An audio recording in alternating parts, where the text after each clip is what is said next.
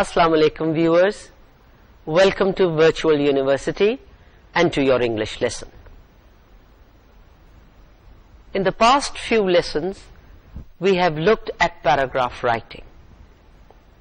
Now we shall move forward and look at longer pieces of writing, which consist of several paragraphs. We will look at essay writing in today's lesson, and it shall continue for a couple of lessons. The problems we considered in sentence and paragraph writing are also the fundamental problems of longer composition. You have the same problems of unity, of coherence, and emphasis. While some topics can be treated in a single paragraph, others require more elaborate development. In longer compositions,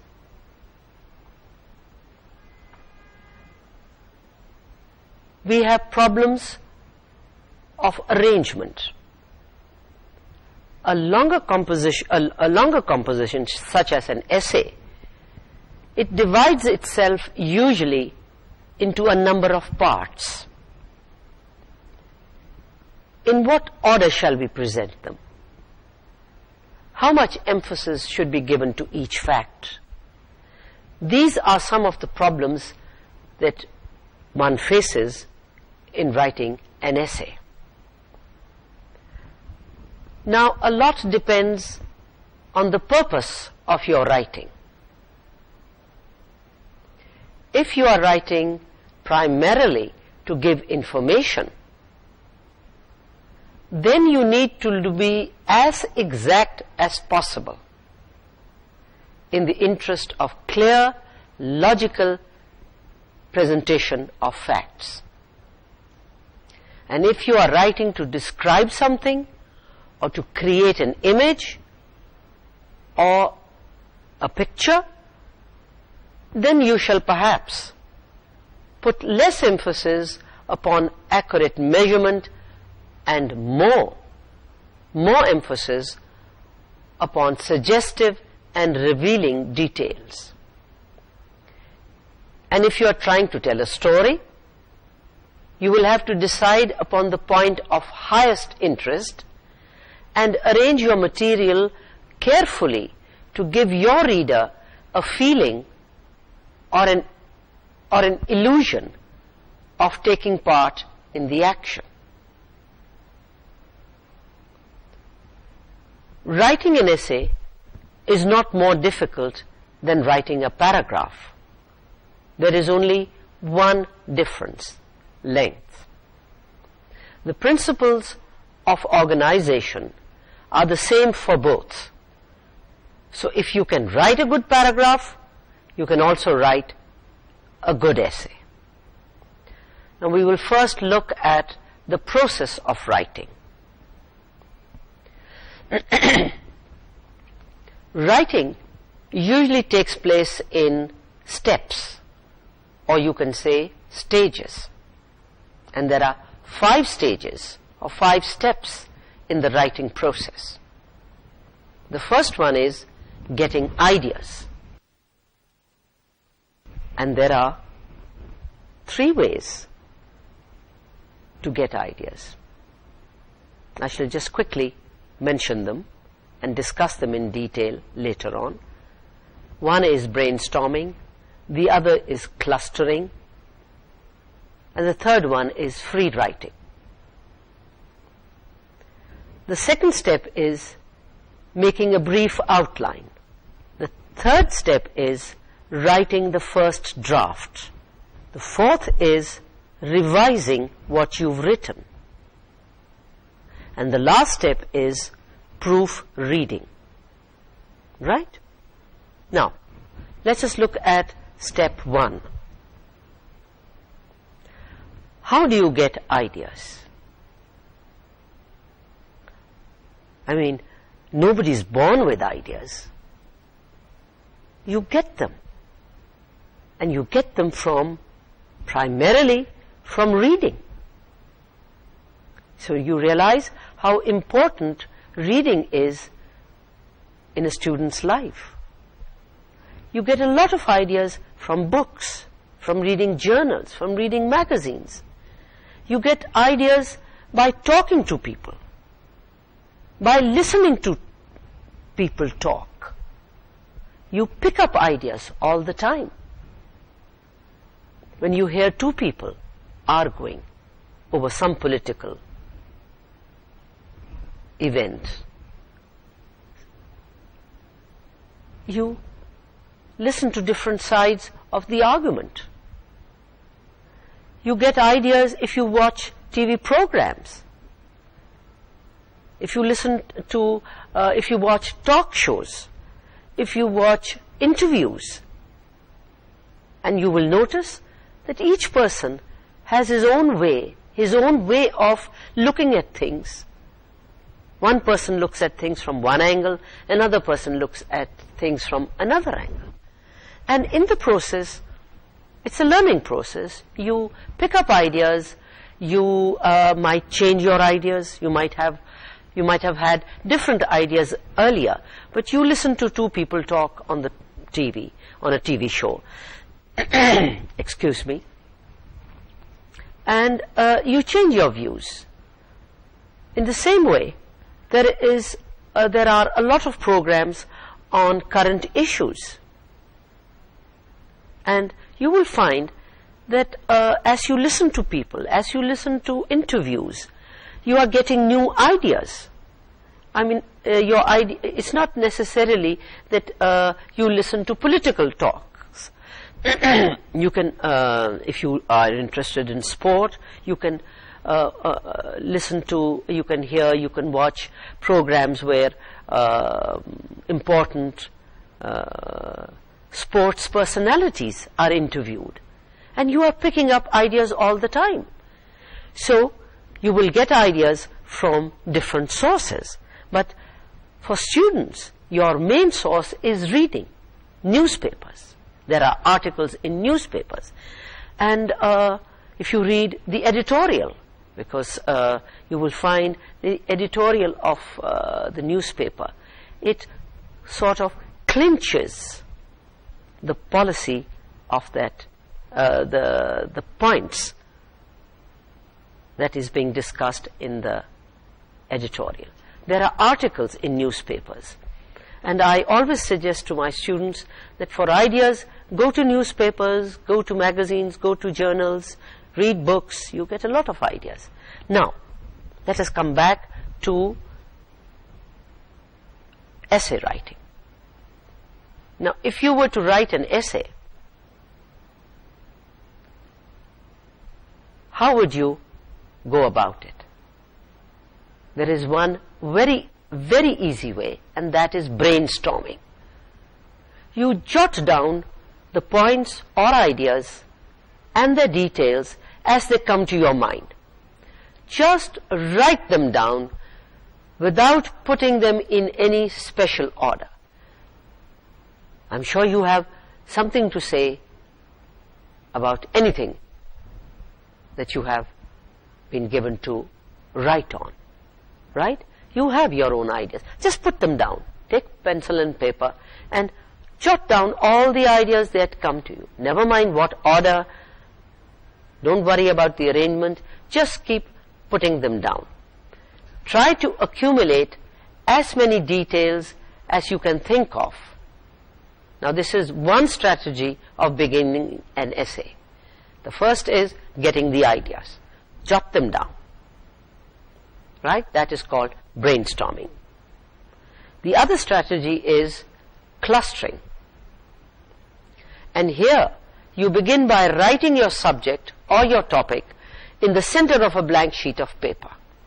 Write down the main idea, the main topic, the subject.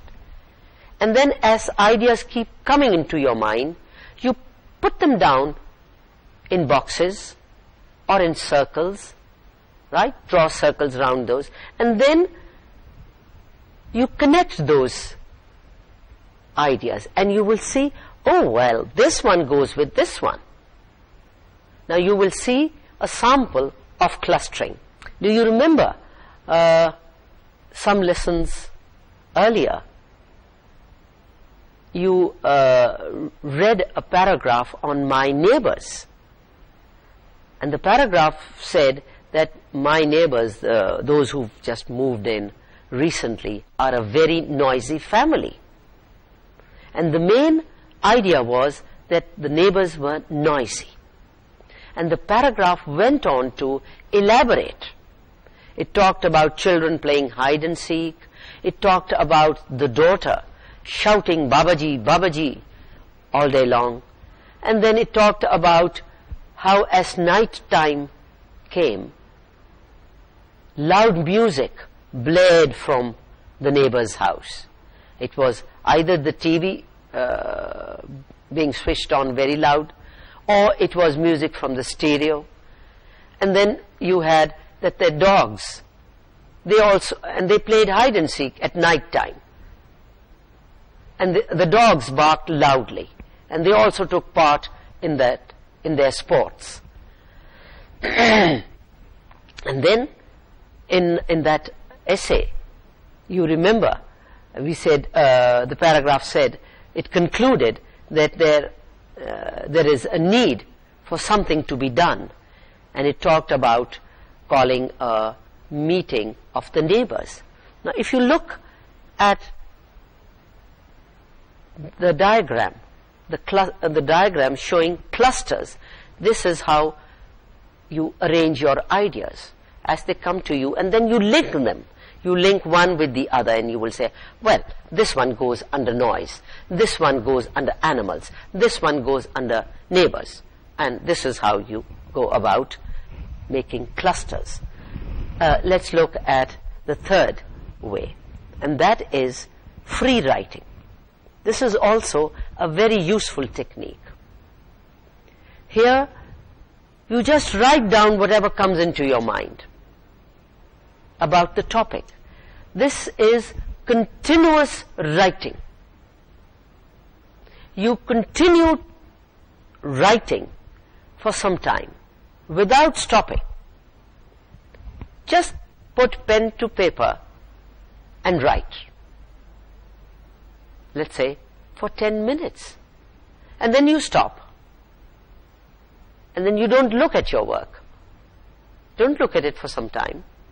Then go back to it. Now when you are doing this sort of work, when you are free writing, when you are writing freely, do not stop to worry about grammar or spelling. In fact, at this stage, this should be far away from your mind. You should not worry about punctuation or grammar or spelling. Right? Now, that was step one, getting ideas. Getting ideas, generating ideas to start your essay. Step two. Step two is that after you've jotted down the ideas on your paper, you prepare a rough outline. And your outline is going to be the backbone or the skeleton on which the rest of the writing will be built. It is the skeleton on which you will put the flesh. Right? And your and your outline will show at a glance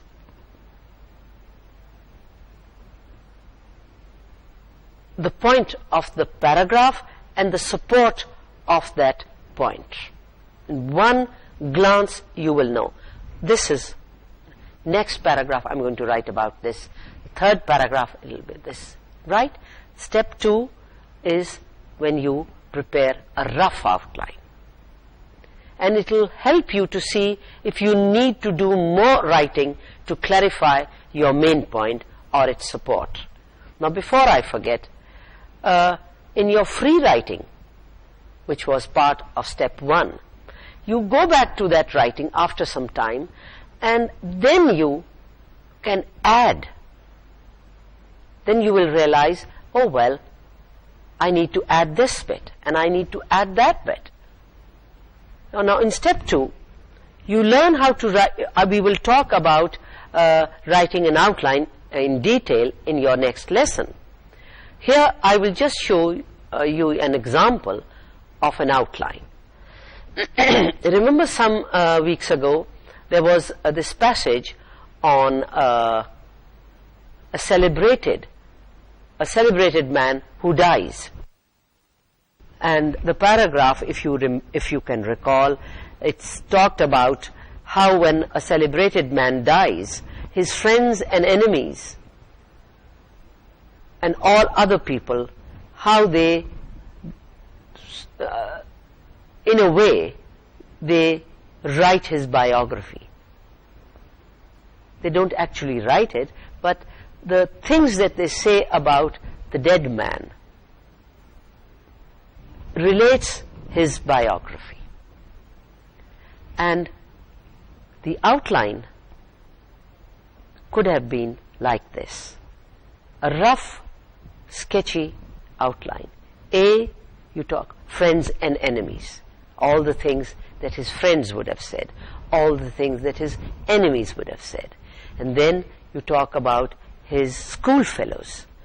What are the kind of things his schoolfellows would have talked about?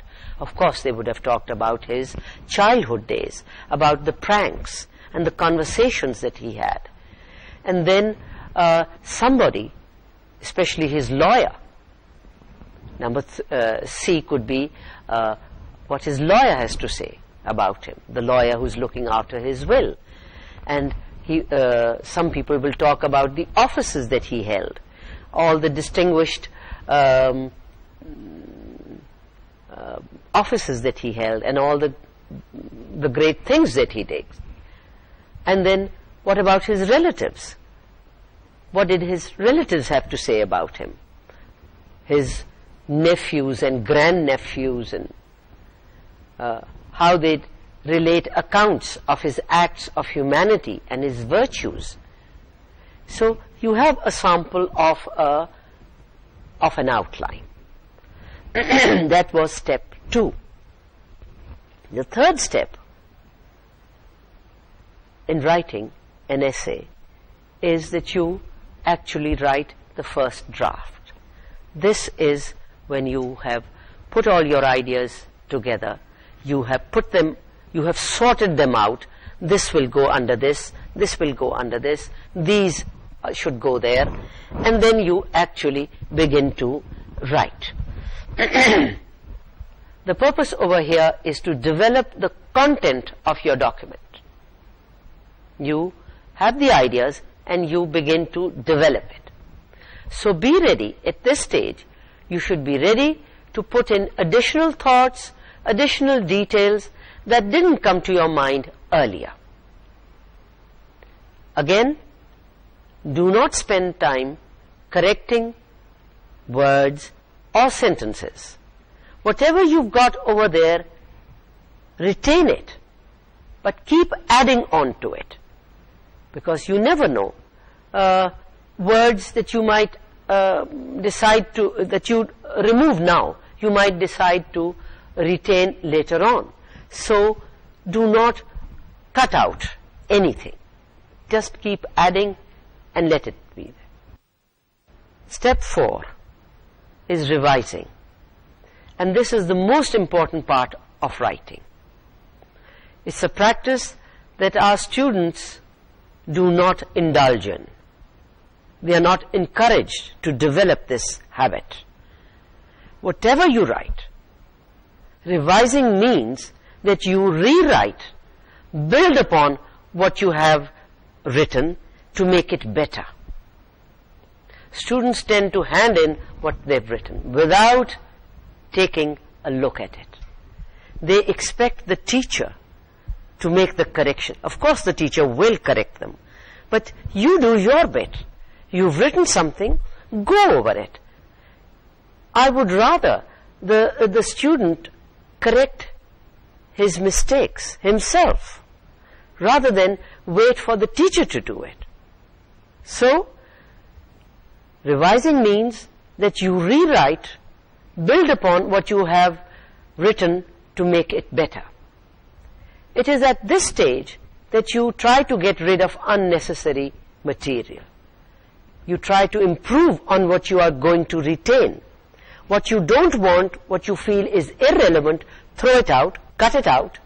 But what you feel that you must retain, see if you can improve on it. Excuse me.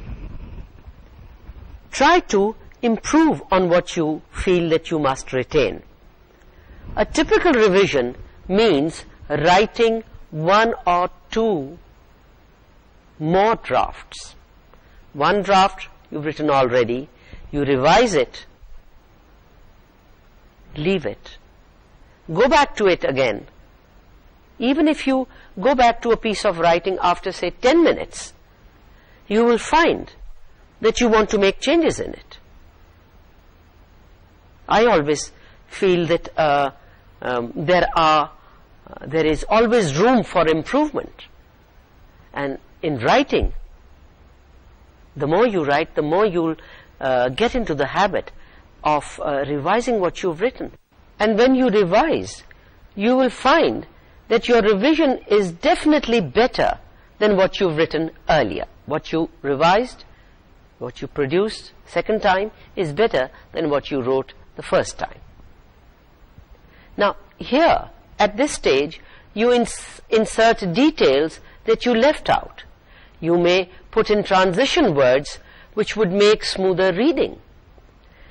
And if you are working on a word processor, take out a hard copy so that you can see the entire document at one time.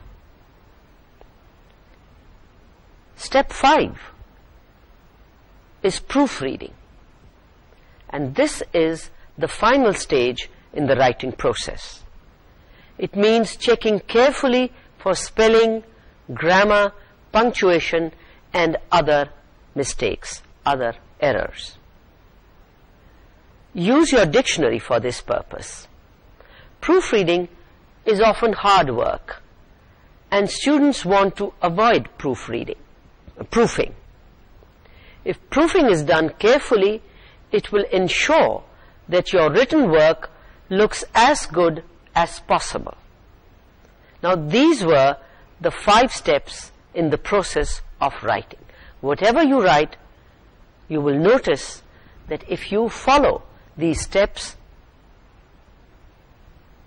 the work that you produce will definitely be better.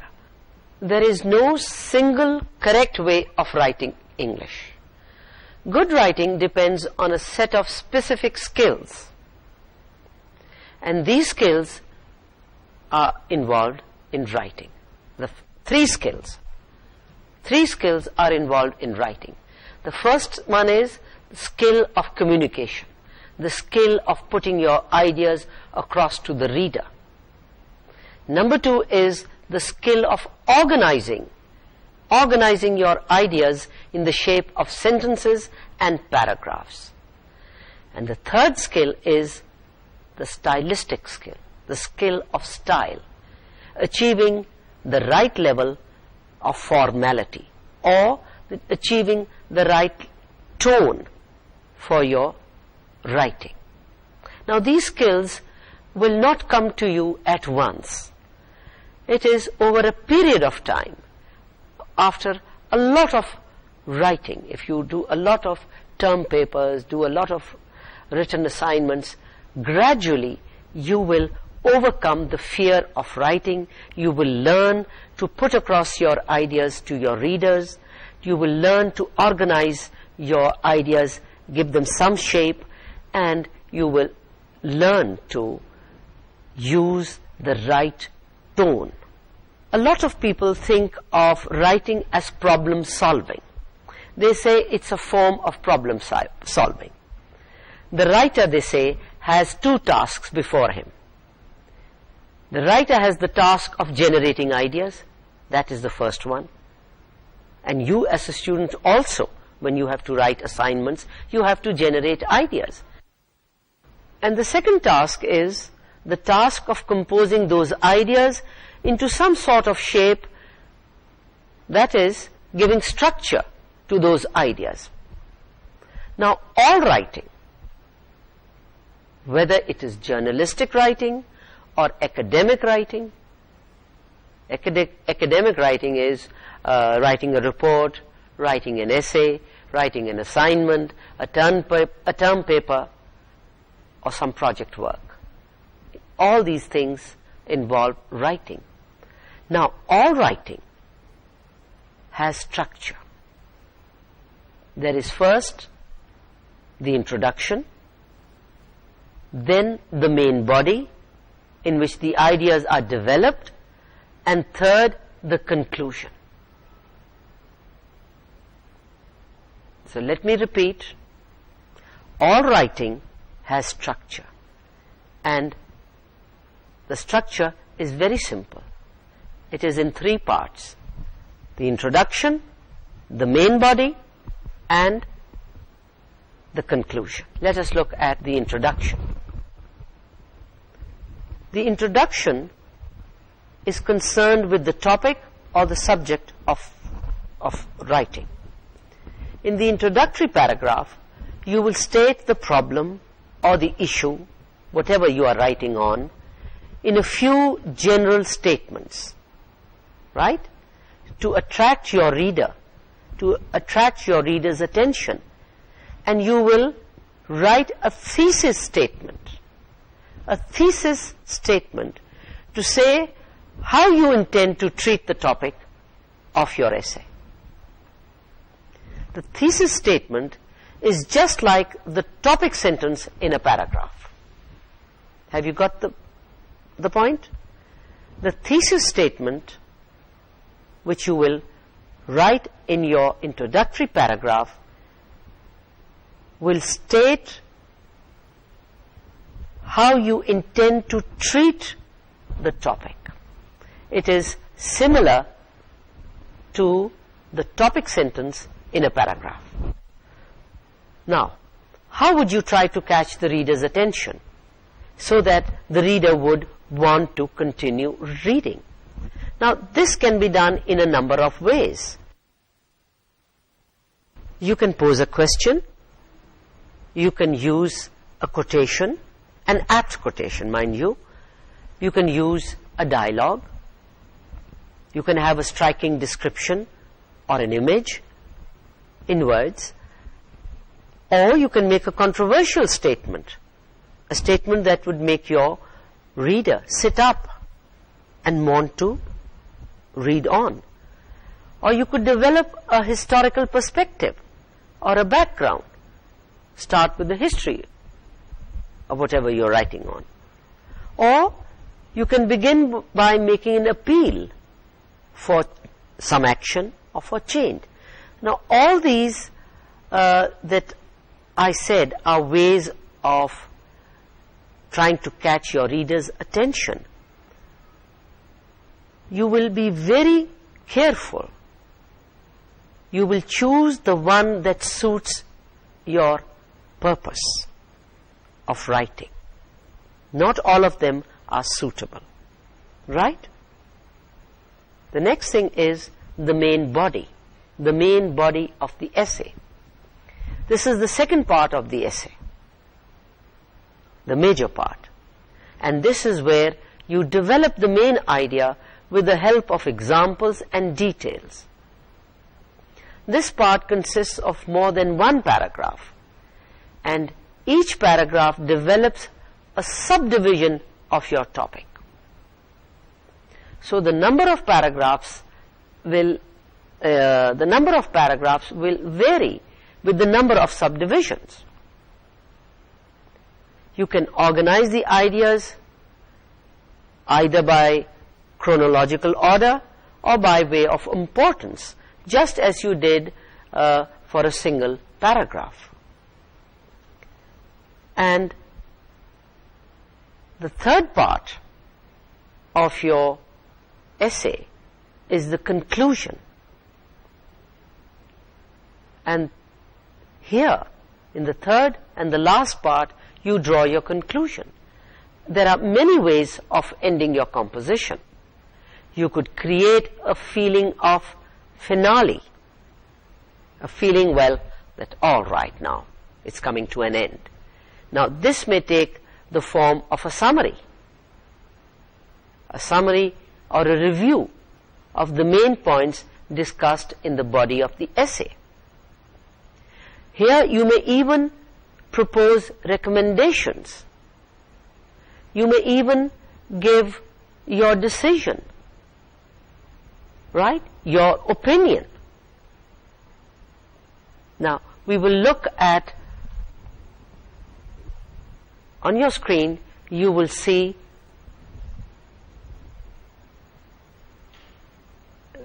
the diagram, and you will see in graphic form what you have learnt today. You have the three parts of the essay. The first part is the introduction, the second part is the main body, and the third part is the conclusion. Now, in your introduction, you will have a general statement or a number of statements, and with those statements you will have your thesis statement. The thesis statement, in the thesis statement you will show how you are going to treat the topic. Then you move on to the main body. Now over there on your screen you are just shown three. These are 3 paragraphs. It's not necessary that you write 3 paragraphs in the main body. It can be more than 3 paragraphs. It could be 5 paragraphs, 6 paragraphs. It all depends on what you're writing, what is the purpose of your writing, and how much material you've got, how much content you've got. It is here that you are going to develop the content of your essay. And notice that each paragraph has a topic sentence, a supporting evidence, which could be in the form of illustrations, examples, facts, figures, right? And then there will be a concluding sentence. That is for one paragraph. The same pattern you will follow for the next paragraph. You will have the topic sentence, you will have supporting evidence, and you will support your evidence by giving examples, by giving facts, figures, statistics, right? And you will have a concluding sentence. And the same thing will continue till you have said all that you have to say. And the third part will be the conclusion. And again, your conclusion will be either a restatement of what has been said earlier. It could be a summary. You could summarize the points that you made in the main body, and you can add something. It's not necessary that you confine yourself to a summary or a restatement. It all depends on what you are writing, on your topic and your purpose. I'm sure you've noticed that I keep repeating, it all depends on the topic of your writing, on the subject of your writing, and on the purpose of your writing, right? And you have to give your opinion or your decision. And sometimes you are even required to make recommendations if you are dealing with a problem and you would like to recommend that certain steps be taken. It is here in this part, the third part, that you will make your recommendations, your suggestions for any action or any steps that have to be taken. Now, I would like you to look at the paragraph, the slide on paragraph. Notice it's the same pattern. the topic sentence, and then you've got support, support, support, which is in the form of facts, figures, examples, statistics, whatever, and then you've got a concluding sentence. So this, if you have learned to write a paragraph, you will have no difficulty in writing an essay. The only difference is of length, how you expand your ideas. Right? Now, in essay writing, paragraphs are written and designed to serve as part of a longer composition. In a skillfully written essay, each paragraph has its own proper place, just as each word has its proper place in a coherent, emphatic sentence. Now, when you are writing, if you revise your work, you will realize that, oh, this paragraph should not be over here, this paragraph should come earlier. So in your, in step 4, where you revise, after you've written your essay, go back and look at the paragraphs. Look at the order in which the paragraphs are coming. And you might want to change their position. That this paragraph, paragraph A, should not be there. It should be where paragraph C is. And when you are revising, you can make all these changes. Just as there is a problem of transition from one sentence to another within the paragraph, so there is some problem when dealing with a group of paragraphs. So you can see that writing an essay is essentially the same as writing a paragraph.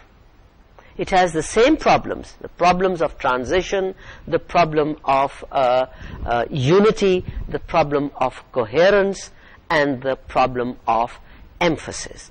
So when you are writing, you can juggle with your paragraphs. When you revise your paragraph, see which one. Sometimes we don't realize it, but when you revise, we realize that paragraphs ought to be shifted, and you can do that.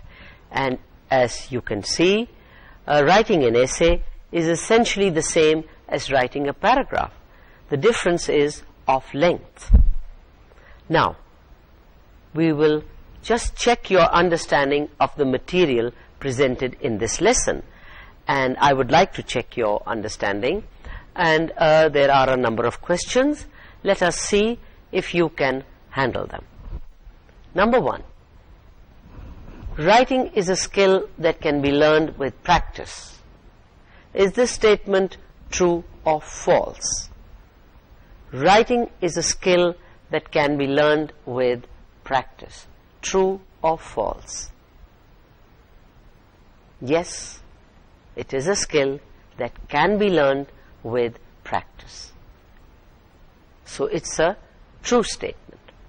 Number 2, an effective paragraph is one that A, makes a point, B, provides specific support, C, makes a point and provides specific support, D, none of the above. So, what is an effective paragraph? An effective paragraph is one that makes a point and provides specific support. So it is statement number C that is correct. Number 3, the sentence that states the main idea of a paragraph is called the topic sentence. Now, is this statement true or false? It's a true statement, because the sentence that states the main idea of a paragraph is called the topic sentence. Question number 4. Pre-writing strategies can help a writer find A, a good angle to write about, B, a good main point to make about the topic, C, enough details to support the main point, D, all of the above. Now, look at that question again. Pre-writing strategies. What can they do? They can help the writer provide a good angle. It's from the points that he notes down. A good main point to make about the topic. It can provide enough details. Or does it provide all of the above? And if you recall, it's all of these points. Number 5. In the early stages of the writing process, you should not be concerned with spelling, punctuation, or grammar. In the early stage of the writing process, you should not be concerned with spelling, punctuation, or grammar. Is this a true statement or a false statement? And you know that it's a true statement. Number 6. A brief plan of the paragraph or composition is known as an outline. True or false? A brief plan of the paragraph or composition is known as an outline. True or false? It's true. Number 7.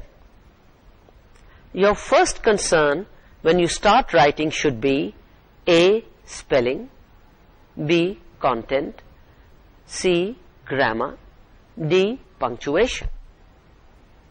Now, out of those 4 things, which should be your first concern? Then your first concern should be content. Number 8. 2 common ways of organizing a paragraph are using a chronological order and order of importance. 2 common ways of organizing a paragraph are using a chronological order and order of importance. Is this a true statement or a false statement? It's a true statement. Number 9. The words first, next, then, also, another, and finally are known as signal words. They are also called transition words. True or false?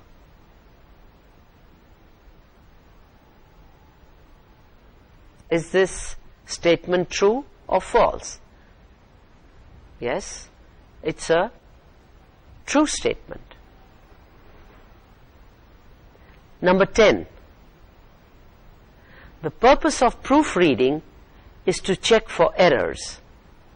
Errors in grammar, in punctuation, in usage and spelling, and all of these. Now, what is it that you do when you are proofreading? When you are proofreading, you check for errors, and you check for errors in all 4 areas. You check for errors in grammar, you check for errors in punctuation, you check for errors in usage, and you check for errors in spelling. Right? You even check your sentences, the way your sentences have been constructed. So, the purpose of proofreading is to check for errors in all of these areas that are mentioned over there. So, how many points did you get correct? I hope, and you should have got all 10 correct. Now, in today's lesson, you looked at essay writing. You looked at the different parts of the essay, the introduction, the main body, and the conclusion. Right? And you looked at the paragraph as well, and you noticed that it's the same technique that is followed.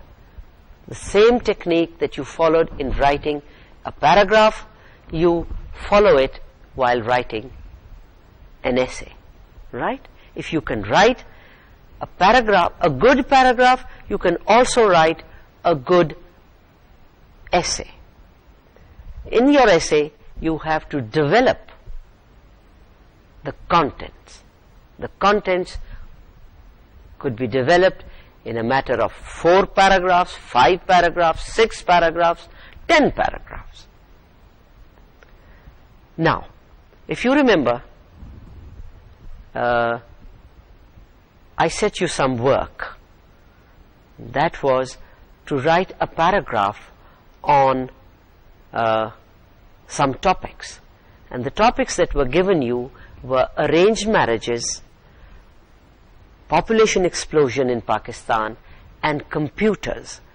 I asked you to write a paragraph. Now I would like you to write an essay. You can choose one of the 3 topics, write an essay, and I would like you to follow the 5 steps that were outlined for you earlier. Step 1, brainstorming. You can follow any one of the techniques that I mentioned. Free writing, clustering, brainstorming. Get your ideas. If you can read up on any of these topics, jot down those ideas and then make a rough outline. See how you arrange your ideas, right? After that, write the first draft. After you've written the first draft, leave it for some time,